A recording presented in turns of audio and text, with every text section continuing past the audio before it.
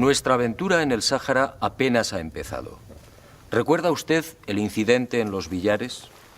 ¿Recuerda aquella nave no humana y a los 3 seres que arrojaron esta pequeña piedra esférica a los pies del testigo?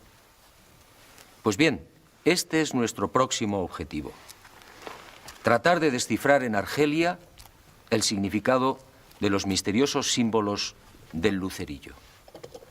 Sígame y lo que va a ver le sorprenderá. Los tuareg examinaron la piedra esférica con especial curiosidad. Prudentemente me abstuve de relatarles la increíble historia de la nave y los seres que al parecer podrían haberla grabado. Estudiaron igualmente el desarrollo de los grabados y todos unánimemente coincidieron. Aquello era bereber antiguo, es decir, signos correspondientes a la escritura que los especialistas han denominado líbico-bereber. Una escritura que, como tendríamos oportunidad de comprobar, aparece por todo el Sáhara, grabada o pintada en rocas y estelas de piedra.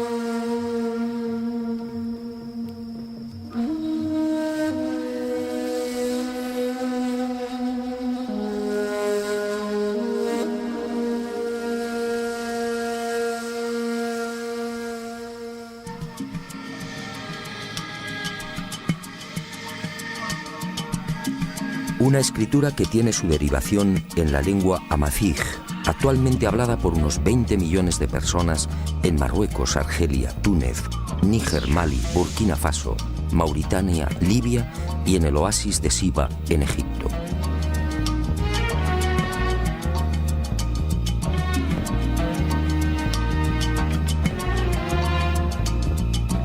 Los tuareg, ese pueblo único, orgulloso y hospitalario, forman parte de las etnias que han sabido conservar la escritura y la lengua bereber.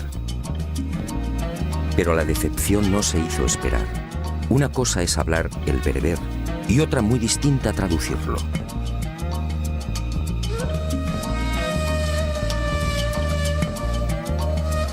En otras palabras, algunos de los grabados del lucerillo correspondían al bereber antiguo, y los tuareg no supieron descifrarlo.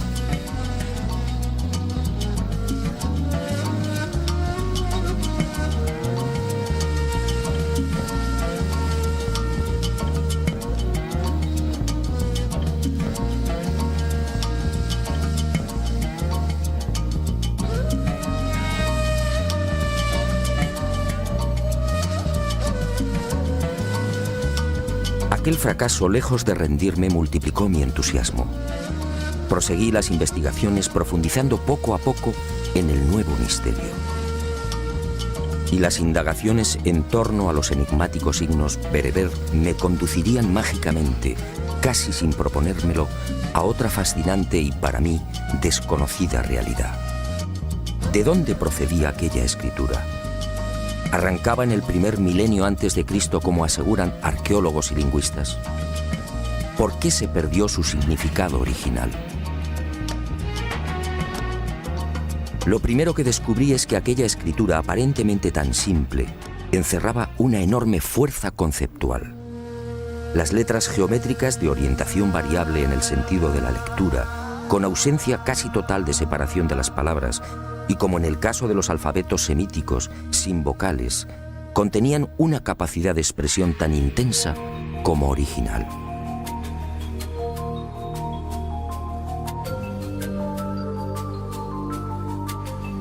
El bereber, además, puede leerse en cualquier sentido, de izquierda a derecha, de derecha a izquierda, de abajo a arriba y viceversa, o en espiral. Y las dudas siguieron atormentándome. ¿Quién había ideado una escritura tan perfecta? Y un inevitable pensamiento me acompañó desde entonces. ¿Por qué la nave de los billares lucía aquellos símbolos? ¿Símbolos bereber en una civilización del espacio? ¿Por qué la piedra lanzada por los seres presentaba unos grabados idénticos a los que adornan las rocas del Sáhara? ¿Por qué, en fin, se repetían en el anillo de plata los palos y ceros tan habituales en la escritura bereber?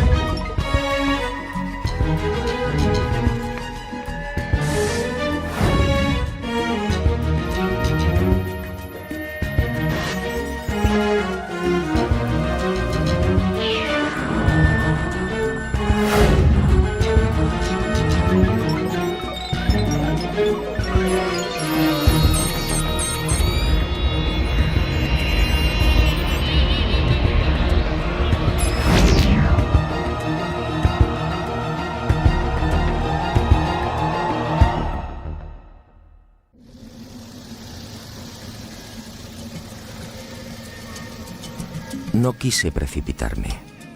Al conversar con arqueólogos, historiadores y expertos en escritura bereber, comprendí que había cometido un error. No todos los especialistas están de acuerdo a la hora de establecer la procedencia y fecha de aparición del bereber antiguo. Unos lo hacen llegar del este, situando el nacimiento hacia el primer milenio antes de Cristo. Otros, en cambio, como Blanchet, Geseli y José Onrubia, sitúan el origen del proto-bereber en el propio Sáhara y entre el octavo y sexto milenios antes de nuestra era.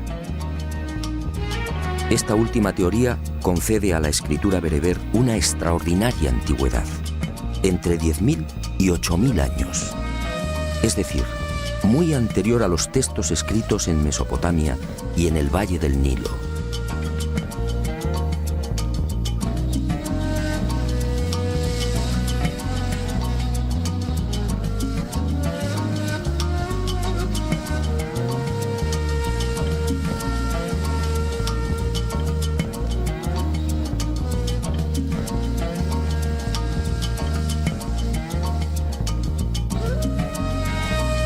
¿Qué significaba esto?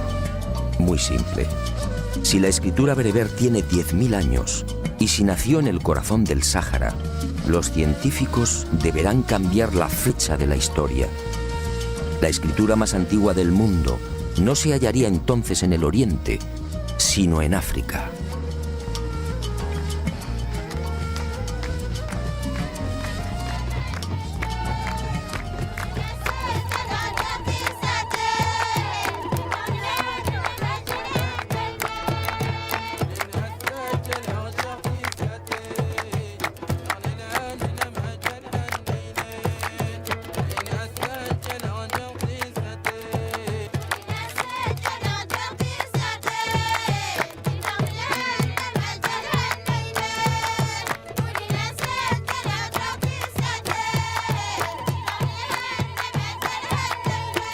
Y otro detalle que me desconcertó. Por más que indagué, nadie supo darme razón de los antecedentes lingüísticos del bereber. Como es lógico y natural, la mayor parte de las lenguas escritas experimenta siempre un proceso natural de evolución. De unos primeros y casi infantiles símbolos se va pasando a signos más concretos y simplificados que finalmente derivan en las letras que hoy conocemos. En este sentido existen numerosos modelos histórica y antropológicamente contrastados. No ocurre así con el bereber antiguo.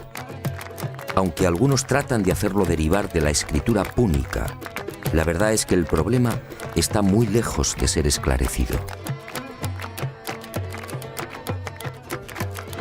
Científicos como Camps, Chabot, Springer, Onrubia, Gali, Basset, Galán y otros han sacado a la luz más de 1.200 inscripciones, todas ellas procedentes del Sáhara. En ninguna, sin embargo, se observa el menor vestigio de esa evolución natural. Y obviamente me pregunté, ¿apareció el bereber de repente? ¿De quién fue la idea? ¿Cómo es posible crear una escritura tan simple y certera sin un proceso previo de maduración? Y lo más importante, ¿cómo explicar que una escritura tan elaborada terminara perdiendo su genuina significación? Los tuareg y los bereberes de la Kabila argelina, entre otros, llegan como mucho a leer algunos de los signos que integran el bereber, pero no saben traducir la totalidad de las inscripciones. Es como deletrear una frase en alemán. Conocemos el significado de cada letra, pero si no sabemos alemán, difícilmente acertaremos con la traducción. Conforme fui adentrándome en el desierto y conociendo en profundidad las características de la antigua escritura bereber, más seguro estuve de la extraordinaria antigüedad de aquellos misteriosos signos. Hoy existen técnicas científicas que pueden datar con razonable exactitud la fecha de ejecución de pinturas y grabados. El estudio de la pátina de estos últimos, los grabados, es uno de los caminos. Cuando el artista ataca una pared o una roca, al martillear o perforar, elimina la capa de óxido que cubre la piedra, dejando un surco blanco, idéntico al color original del soporte. En consecuencia, un grabado de tonalidad clara será siempre más reciente que uno con los surcos oscuros. A este primer sistema de datación indirecta, los científicos han ido incorporando otras técnicas cada vez más complejas y seguras.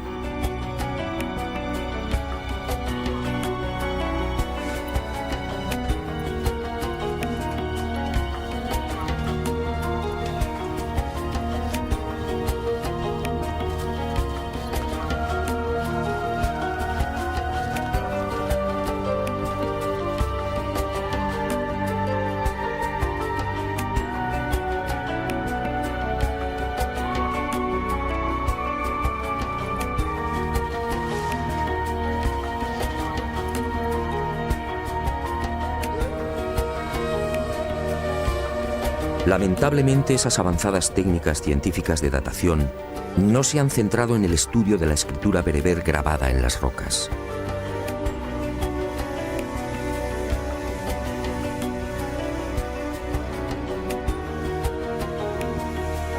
Los arqueólogos se han inclinado primero por el análisis de los grabados propiamente dichos, es decir, de los animales y de los hombres allí representados. Y digo lamentablemente porque, según pude verificar, muchos de los signos bereber asociados a estos grabados presentaban una pátina tan oscura como el resto de la obra. Es decir, como afirman algunos investigadores, la escritura bereber podría remontarse a unos 8.000 o 10.000 años.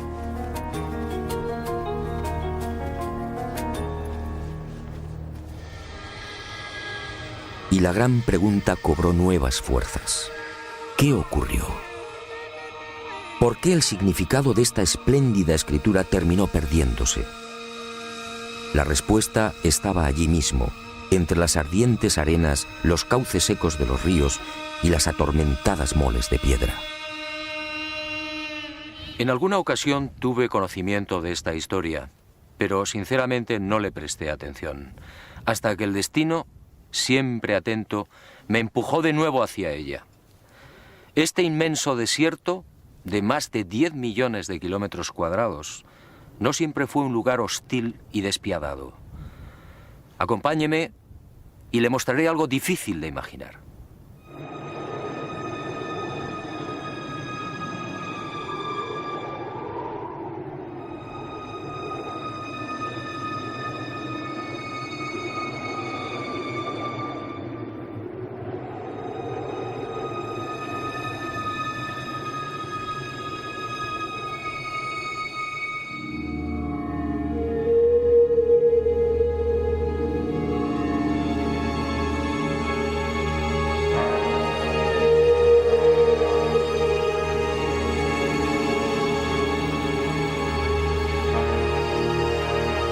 Supongo que es lógico. El hombre del siglo XXI ha conocido el Sáhara tal y como es. una región desolada, donde las precipitaciones anuales apenas rondan los 100 milímetros. Un inmenso horno en el que la vida pelea dramáticamente por sobrevivir. Una interminable y cansina sucesión de arenales y gigantes rocosos apenas coloreados por las fugaces sombras de hombres y animales. Miles de kilómetros desde el Atlántico al Mar Rojo, incomprensiblemente condenados a la esterilidad y la muerte. 50 y hasta 60 grados de temperatura durante el día y un frío helador bajo el más hermoso firmamento del planeta. Un coloso rojo, negro o amarillo, casi agonizante. Un desierto extremo donde el agua es contemplada y mimada como una mujer. Pero no siempre fue así. Retrocedamos en la historia y abramos otra puerta en esta mágica aventura. Todo empezó hace 12.000 o 13.000 años, cuando los hielos de la última glaciación empezaron a retirarse. Según los expertos, en el último millón de años, durante el Cuaternario, nuestro planeta experimentó importantes cambios en su eje. De los 23 grados, inclinación habitual respecto al plano de su órbita, la Tierra osciló hasta los 22 y 25 grados en ciclos de 41.000 años, provocando sensibles variaciones climáticas.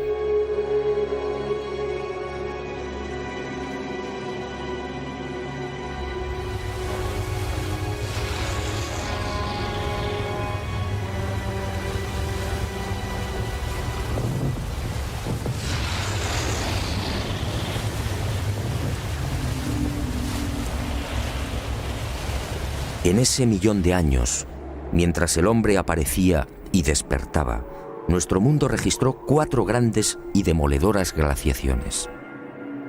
La última cubrió buena parte de América del Norte y Europa, llegando a las puertas de Londres, París y Moscú.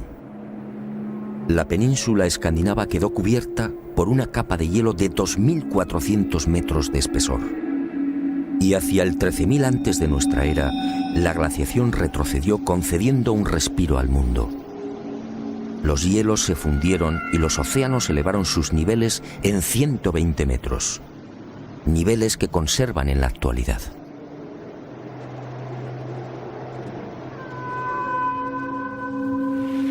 El frente polar se reactivó enviando humedad desde el noreste hacia el Mediterráneo, y otro tanto sucedió con los benéficos monzones, que soplaron cargados de lluvia desde el Golfo de Guinea.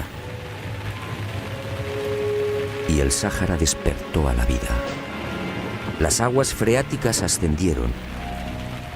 Los lagos entre dunas se multiplicaron a millares. Los ríos rugieron de nuevo. Del macizo montañoso del Agajar al sur de Argelia brotaron decenas de cauces antaño consumidos. Y el agua fue bañando el gran desierto, transformándolo. Uno de los caudalosos ríos, el Igargar, tan ancho como el actual Amazonas, nacía impetuoso en el sur, recorriendo casi 2.000 kilómetros, hasta formar un lago de 400 kilómetros al sur de Túnez. Otros ríos, como el Saura, nacido en el Atlas, se unía al Tamanrasset, desembocando fértil y generoso en el Atlántico. El Tilemsi se ocupaba de bendecir el Níger, y el Tafasaset transformaba el sur del Sáhara, sumando sus torrenciales corrientes a un lago Chad 80 veces superior al que hoy conocemos. Y la vida surgió imparable y lujuriosa. Arenales, montañas y wadis se despojaron del negro, del rojo y del amarillo, de la sed y del silencio, vistiendo el verde de la jungla, de la sabana y el azul de los interminables lagos. Fue una explosión vital, lo que los científicos llaman el Gran Húmedo, uno de los periodos más fértiles del viejo y cansado desierto. El Sáhara se convirtió así en algo que hoy cuesta trabajo imaginar, un auténtico paraíso. Y el lugar donde todavía nos encontrábamos recibió el nombre exacto: Tassili, meseta entre ríos. la nave Columbia y los satélites artificiales han proporcionado imágenes rotundas. Esos wadis o cauces secos que muestran las fotografías tomadas a 180 kilómetros de la Tierra lo dicen todo. También las imágenes infrarrojas y las captadas por radar demuestran que bajo las ardientes arenas existió en la antigüedad toda una red de lagos conectados, algunos de hasta 7.000 kilómetros cuadrados.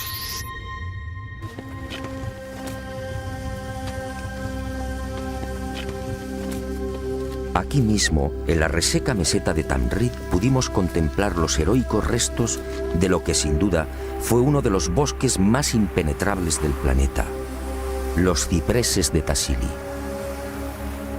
Gigantescos ejemplares de hasta 6 metros de circunferencia, hoy agonizantes, pero todavía altivos, recordándonos el antiguo esplendor de la zona.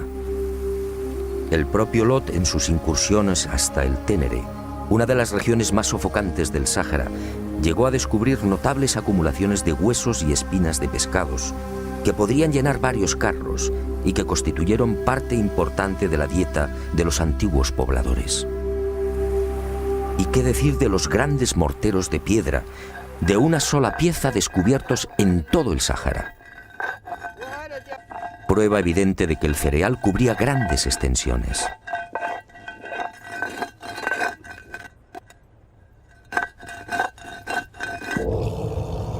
El mismísimo Heródoto, historiador y geógrafo griego, escribía en el siglo V a.C., refiriéndose al Sáhara: Esta comarca y el resto de Libia en dirección a poniente están más pobladas de fieras y más cubiertas de bosques que la de los nómadas.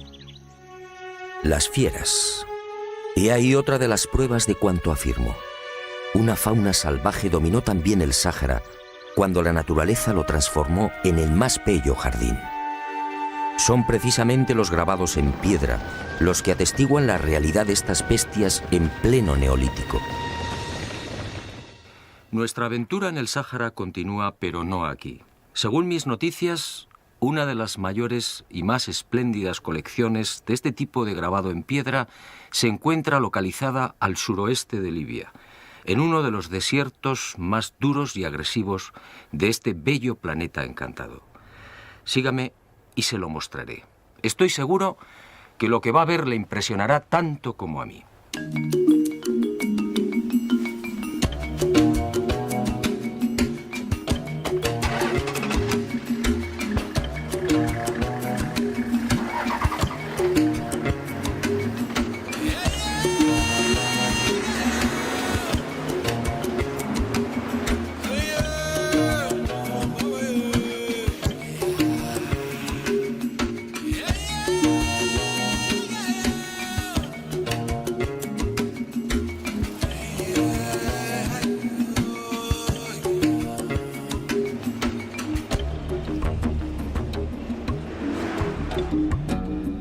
Nuestro siguiente objetivo nos llevó esta vez a Trípoli. Desde allí, cruzando los desiertos libios, alcanzamos Gadamés y Saba, penetrando por fin en la Hamada de Mursuk, otro infierno de piedra y arena.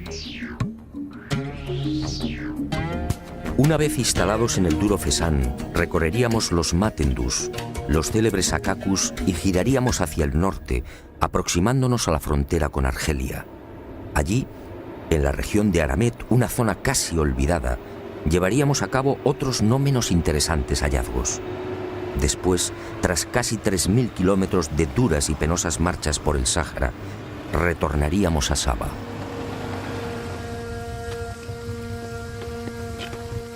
Nuestras informaciones no estaban equivocadas. Al alcanzar los Matendus quedamos sobrecogidos. Aquí, en una cadena de peñascos y rocas de 15 kilómetros, nos esperaban miles de grabados. Miles de grabados datados en 10.000 años, quizá más. Grabados de todos los tamaños, algunos minuciosa y bellamente pulidos en su interior. Grabados que efectivamente demostraban que el gran jardín había sido poblado por toda suerte de animales salvajes. Las jirafas fueron trabajadas con gran detalle. Contamos hasta 8 especies diferentes. un animal cuya dieta básica la integran hojas y espinas de acacia.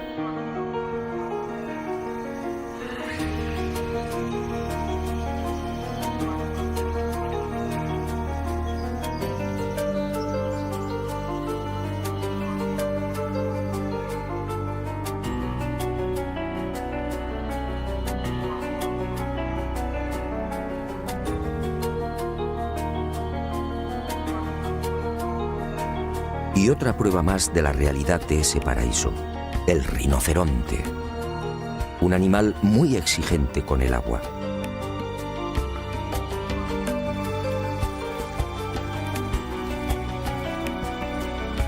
Rinocerontes con cuernos de 1,5 metros de longitud y cabezas de 80 centímetros, características propias del temido rinoceronte blanco africano.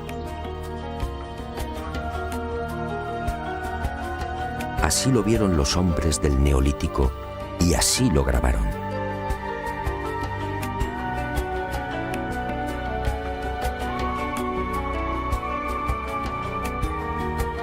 Y entre este esclarecedor bestiario del Sáhara, otra pieza clave que nos transporta al gran jardín sahariano, el elefante. Encontramos grabados de todos los tamaños. En el Yerat, Henry Lott describió un ejemplar de 4,70 metros de longitud, un tamaño relativamente habitual entre los machos de 30 y 40 años. Y otro rasgo que pone de manifiesto la capacidad de observación de los habitantes del jardín y su gran preocupación por la fidelidad. En algunos grabados los elefantes aparecen con la cola doblada en ángulo recto, una actitud adoptada por las hembras antes del apareamiento.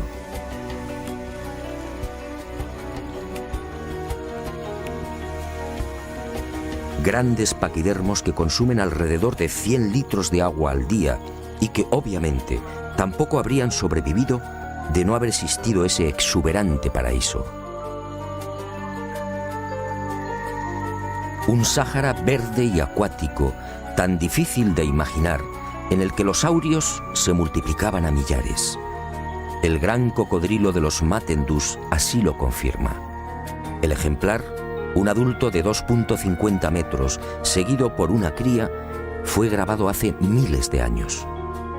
La oscuridad de la pátina no ofrece dudas.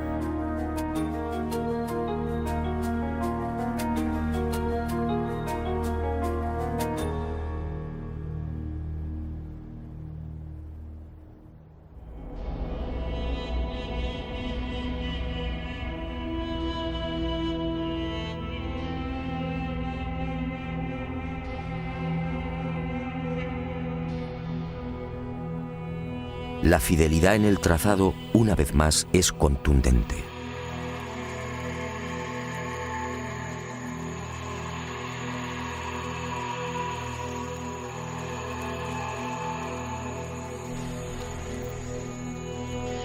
Nueva sorpresa. ¿Hipopótamos en el desierto? Quizá la pista más notable de lo que afirmo. El hipopótamo no puede vivir sin el agua. Es su medio natural. Pues bien, los especialistas en grabados y pinturas han localizado en el Sáhara un centenar de representaciones de este coloso. Todas ellas en Yerat, Tassili y Mesac, es decir, en el gran horno sahariano.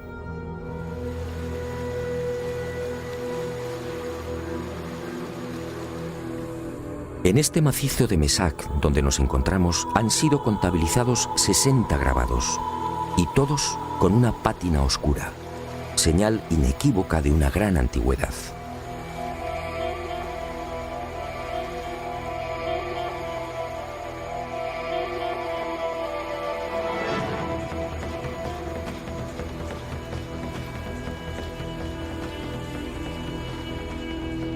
Pero no todos son animales conocidos. El hombre del Neolítico sin querer nos ha proporcionado con sus grabados la prueba de la existencia de ejemplares hoy desaparecidos. Este es el caso del uro y del búfalo antiguo. El primero, magníficamente esculpido en la roca, fue el supuesto ancestro de los bóvidos domesticados en Oriente Medio, Europa y África del Norte. El Bos primigenius era un animal imponente que alcanzaba 1,70 metros en la cruz. En las paredes del Sáhara se presenta sistemáticamente de perfil, salvo la cornamenta. Una cornamenta igualmente gigantesca y en forma de tenaza. Algo que coincide con las modernas excavaciones arqueológicas y los testimonios escritos sobre el último uro registrado en Polonia en 1625. En cuanto al búfalo antiguo, los grabados descubiertos en el Atlas Tassili y Mesak resultan igualmente providenciales. Este formidable ancestro del búfalo actual recorrió África durante 1 millón de años y compartió hábitat con el hombre de la Edad de Piedra.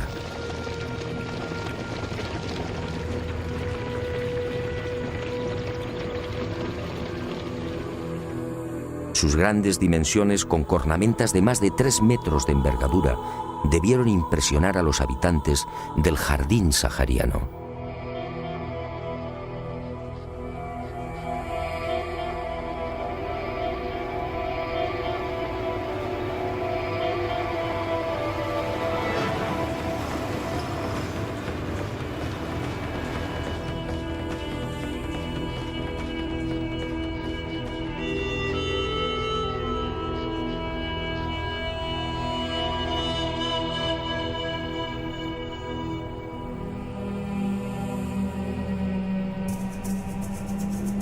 Leones, leopardos, panteras y toda suerte de felinos se unen en el desierto líbico a la fauna que habitó aquel paraíso del Neolítico. Felinos al ataque. Avestruces esbeltas.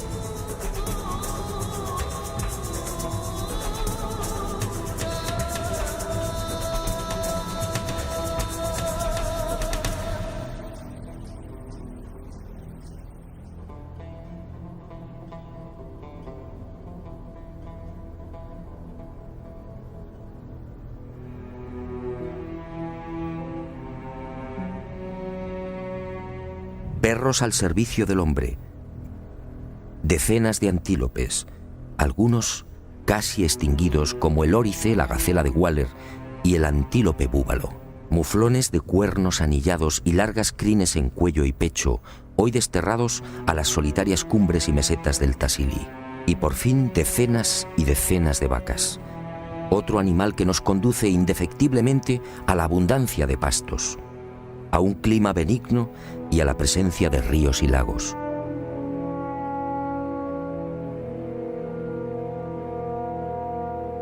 Y entre estas pinturas, algo desconcertante. Una ballena en el Tassili, un cetáceo a 2000 kilómetros del mar. Todos ellos como vivo exponente de una fauna que precisaba inexorablemente del agua. Pero alguien me había hablado de los últimos restos de este jardín todavía visibles en Celiaf, en las proximidades de Saba.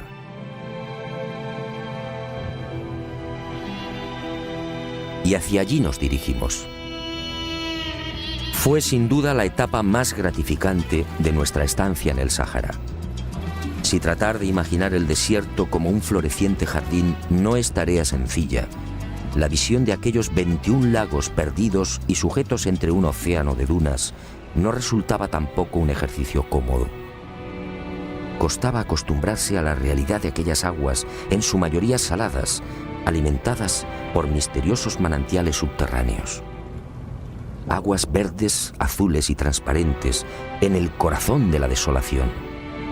Lagos como el Mafu, Gabrón, Ouan al-Mar o Ruiz, de 70 y 80 metros de profundidad, que albergan la reliquia de lo que fue una vida pujante, quisquillas y pequeños peces tropicales.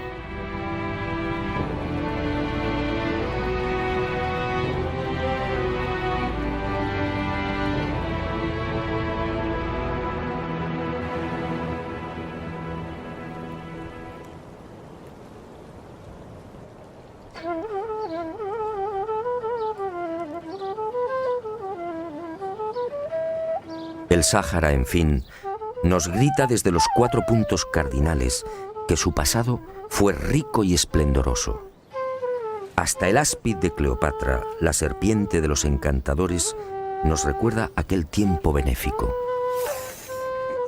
Esta cobra indostánica, emigrada de los trópicos, no debería existir en el sur de Libia y Argelia.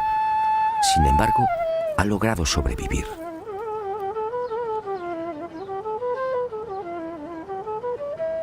Es otra prueba de la existencia de aquel paraíso.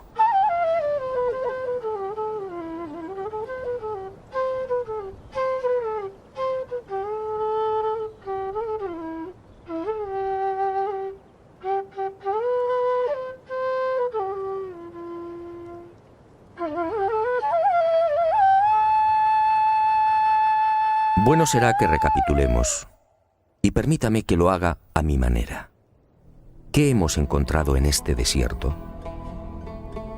Pinturas, grabados y toda clase de información que nos trasladan a un Sáhara insólito, un Sáhara acuático, conectado por ríos y miles de lagos en los que el hombre de hace 10.000 años pescaba y navegaba.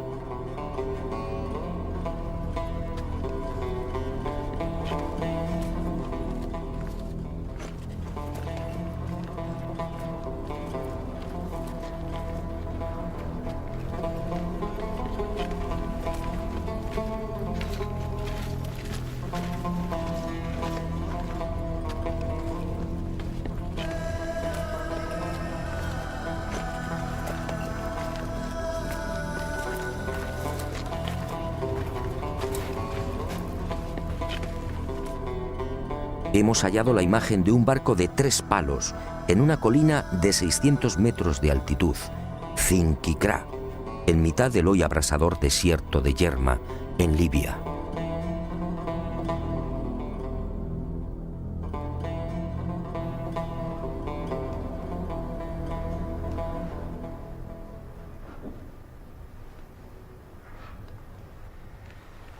Es posible que la ciencia sonría burlona, pero ¿qué importa su escepticismo si las pruebas son tan abrumadoras?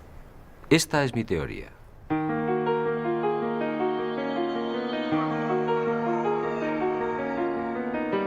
En pleno gran húmedo, hacia el 9000 antes del presente, una o varias civilizaciones no humanas tomaron el centro del jardín en el corazón del Sáhara como base de operaciones y prendieron la mecha de una nueva humanidad. Escafandras, antenas, trajes hinchados, botas y guantes son testimonios demoledores para quien conserva la mente abierta. Es más que probable que fueran tomados por dioses. ¿Qué otra cosa podían pensar aquellos recolectores y cazadores cuya industria se centraba en el sílex y en las hachas de piedra? Y la meseta de Yavaren desde entonces fue llamada Tierra de Gigantes. Y a la vista de estas pinturas, el instinto y mi larga experiencia como investigador me dicen que esos seres del espacio pudieron intervenir a nivel genético, mejorando las razas.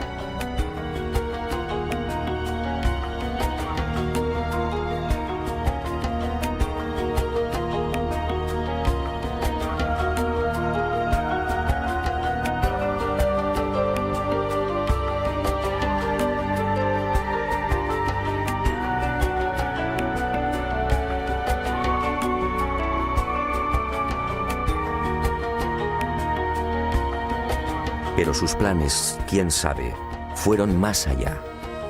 ¿Enseñaron también la domesticación de animales? En los grabados que muestran la fauna salvaje, justamente los más antiguos, observamos un hecho muy significativo. Entre elefantes, jirafas, rinocerontes y felinos, apenas vemos bóvidos conducidos por hombres o perros colaborando en las cacerías. Es en los periodos posteriores, a partir de los cabezas redondas, cuando surgen los rebaños, los arreos, las escenas de ordeño y los pastores. En los grabados de la fauna salvaje, datados por Mori entre el 12.000 y el 9.000 antes de nuestra era, no asistimos a escenas de domesticación porque, en mi opinión, el descenso de esos seres no humanos pudo registrarse después, justamente hacia el 9000. Y otro detalle que me llena de dudas: ¿se produjo esa domesticación de la noche a la mañana? Todas las especies animales han necesitado de mucho tiempo para disfrutar de sus peculiares características. Así lo exige el desarrollo de la vida. Y me pregunto, ¿cómo se las ingenió el hombre del Neolítico para modificar lo que la evolución había ido fijando en cientos de miles de años? ¿Cómo explicar que los bóvidos perdieran su natural agresividad? ¿Cómo lograr que algunas aves se vieran desprovistas casi de un día para otro de su capacidad para volar?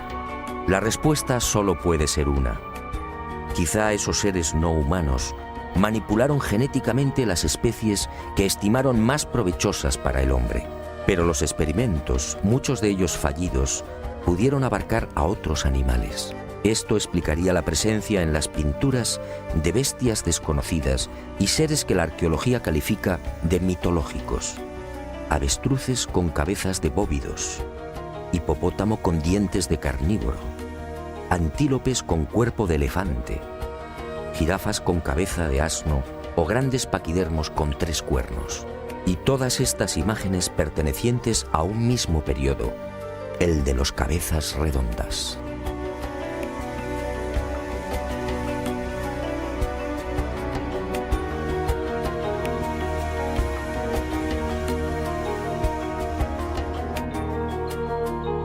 Y encontramos también vestimentas y tocados imposibles. Imposibles para un neolítico hace 9000 años, en el que no se conocía aún el arte del hilado.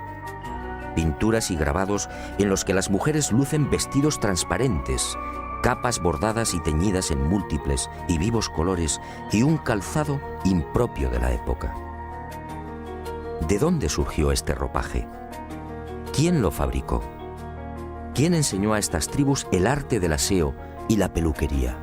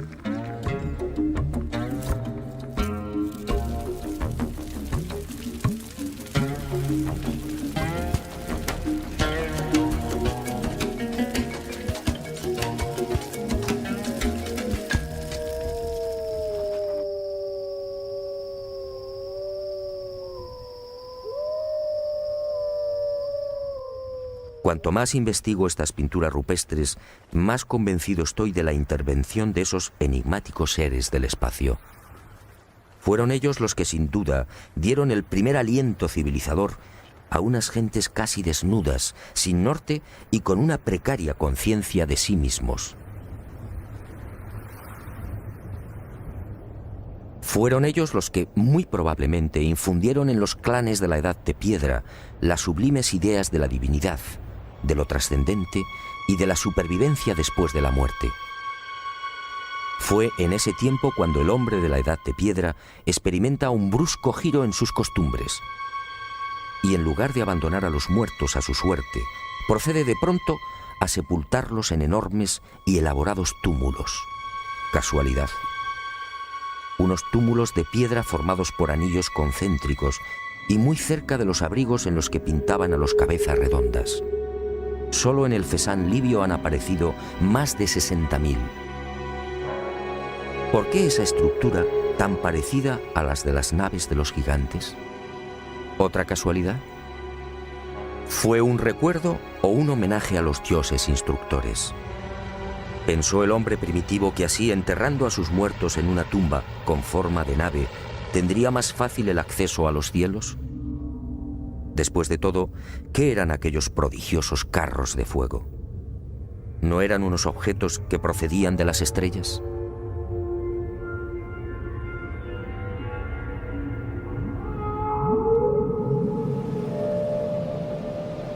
Una o varias civilizaciones no humanas, sí, que desencadenaron una gran cultura en el corazón de África. Una cultura que, según mis estimaciones, habría arrancado mucho antes de lo que imaginamos. Una cultura apuntada en miles de pinturas y grabados que muy pocos conocen. Una cultura que recibió también el precioso tesoro de la escritura. Una forma de comunicación directamente enseñada por los dioses. Una escritura, por tanto, que no precisaba de evolución alguna. Por eso los científicos no consiguen encontrarla. Por eso nunca la encontrarán. No tengo la menor duda. La escritura berbera antigua que se extiende por el Sáhara, la que fue observada en la cúpula de la nave que apareció en los billares, la que adorna la piedra esférica lanzada a los pies del anciano español, y los signos grabados en el anillo de plata depositado en el fondo del Mar Rojo, tienen un mismo origen: los gigantes de Tassili.